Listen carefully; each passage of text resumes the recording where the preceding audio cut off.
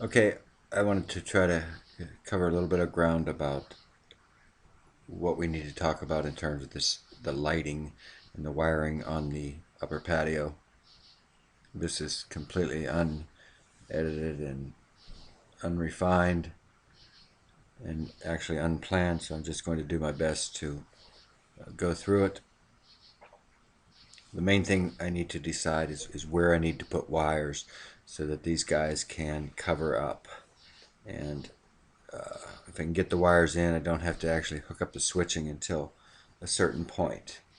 And leaving aside the issue of whether we use these cans, and I'm showing 6, that's what I think it would take to balance the light around here if we did use cans. This middle one here could probably be dinged, but I'm showing it for now because there would be a dead spot here, I felt like. Anyway, I'm also, as you know from the email, I'm recommending you try to find a ceiling fan with some sort of lighting fixture, because otherwise I don't know how we light the central area, either for ambient or for task or anything like that. So, think about that hard. All right, let's just pretend that the cans are either cans or some other track or some other fixture that lights this perimeter or lights this surface of this wall, etc. We'll call that circuit 1. Okay.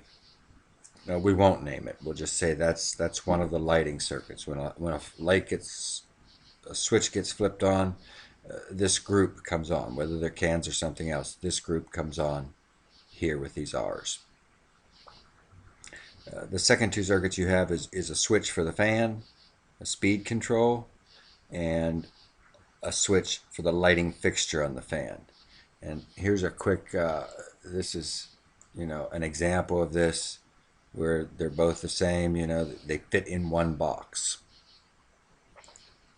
That's what we have room for here, is a double gang box like this, which means in addition to a fan speed control and light dimmer in the one side, presumably the left, but whichever side, we can have up to 3 additional switches on the right. We can have 1, 2, or 3 on the right, which means we can switch 5 different fixtures or lighting groups.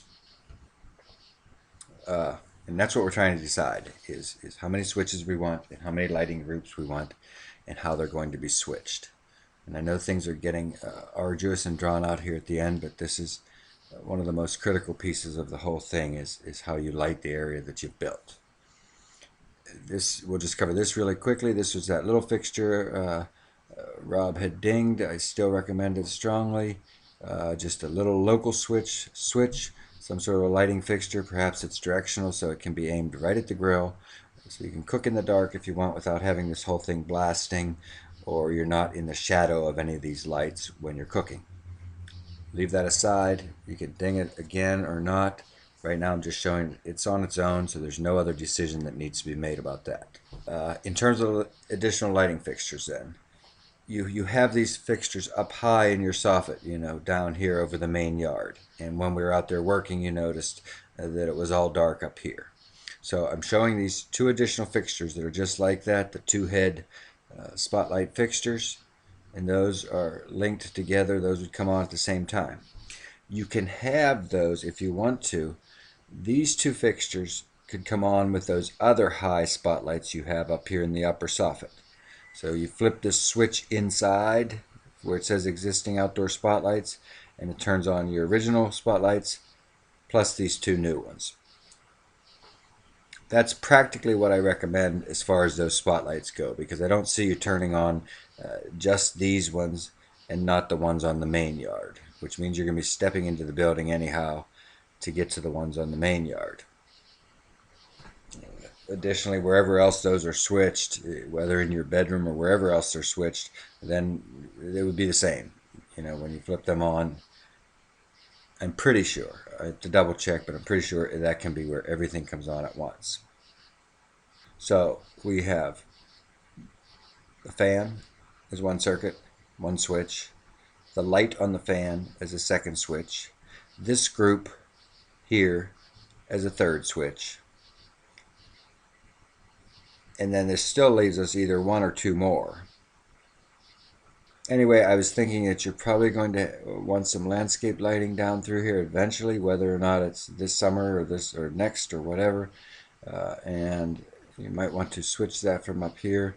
So I need you to think about that. I can get the wire in place now before the ceiling goes up. Afterward, it's going to be painful. My feeling was I would bring a wire and there would be a piece of conduit that would travel down this wall down here, hidden by the column and hidden by the downspout. It'd kind of be tucked in there and travel down.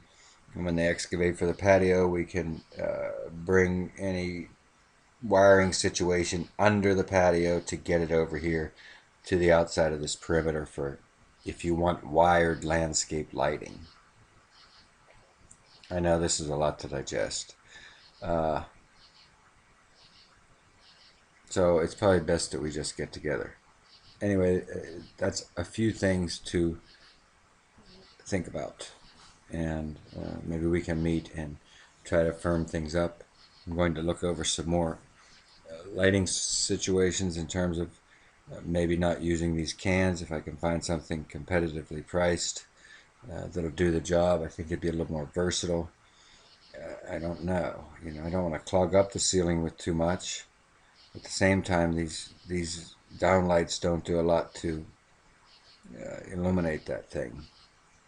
But perhaps you have a few minutes tomorrow night and we can get together and talk about it, and I can get this wire in place because I need to have it in there before they cover up, and I need to get it inspected. Particularly these spotlights, I have to have those in because they're talking about covering this soffit up quite soonly. So that's all. Um, have a look and try to tell me what you think.